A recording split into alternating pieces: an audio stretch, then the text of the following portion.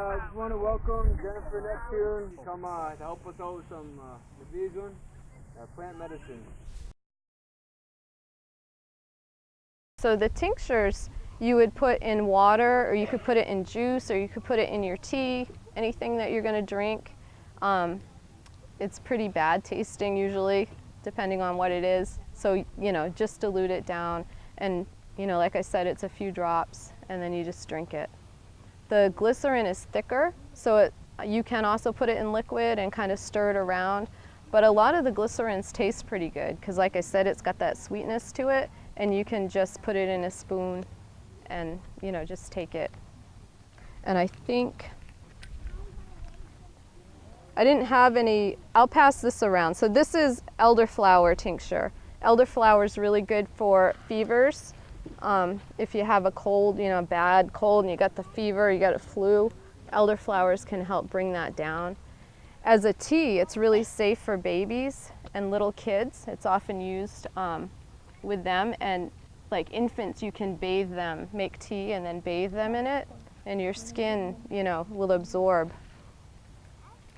This is half a glycerin and half alcohol in it. But a real glycerin would be a lot thicker than that, almost like syrup, like a really thick syrup. But I'll just pass that around too. That's made with rose petals, and rose petals are a really good one to know because they're so common and easy to find. Rose is good for cooling. It's very cooling. So it's a good one, like hot flashes. Rose petals are awesome. Like you could make water with it or tea and just like spritz yourself with it, and it will just kind of calm everything down. Awesome for burns. Anything that's hot and inflamed, rose will help. And then it's also really good for people who are depressed or going through grief. When you're really in that dark spot and can't get out, rose is like this gentle thing that will kind of help bring you out of it and bring joy again. So anyone who's lost somebody, a death, or big change in their life, who's suffering, rose is a really good one to kind of help bring a little bit of joy back. Another way that's even gentler than like a glycerin, but still pretty powerful, and it's used more for like emotional or spiritual things than like physical sometimes, but flower essences are really powerful, and you only use like 3 drops. So if you have a plant that's really powerful, oftentimes that's a good way too. And those are made with the flowers of the plant, and you put it in spring water, and then you use just a little bit of alcohol to preserve it, but it's so dilute. It's very, very dilute, and you just use like 1 to 3 drops is all that you'd use. For people who are just doing it themselves and their family, you can make tinctures with vodka. Vodka works good. And you just, you have your plant material, you cover it with the vodka, and you'd leave it in there for about a month.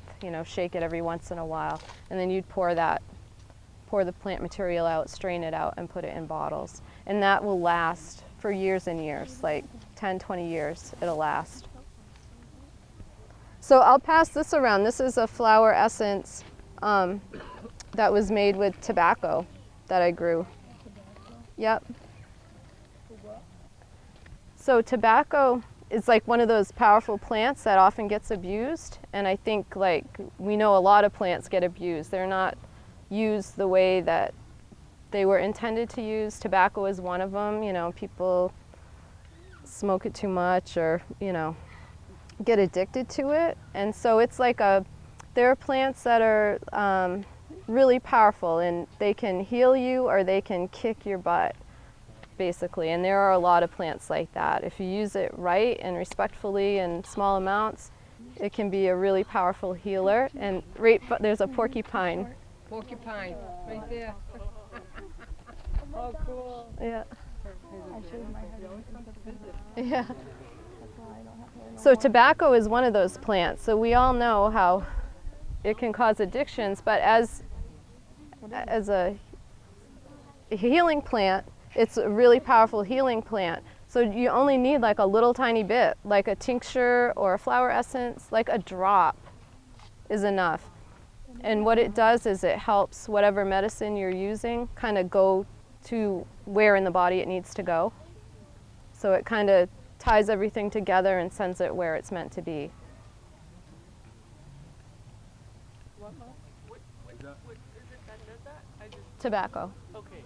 Yep. So the liquid tobacco. Yep. Yep.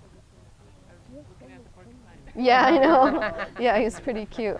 My hair's still really So short. talking about tobacco too, like there's a lot of plants that people smoke to heal. So like I think we'll see mullein if it hasn't been cut down. Mullein leaves dried up and smoked are actually really healing to your lungs. Told you. Yeah. So red willow is another one that's healing, and that can be used for insomnia.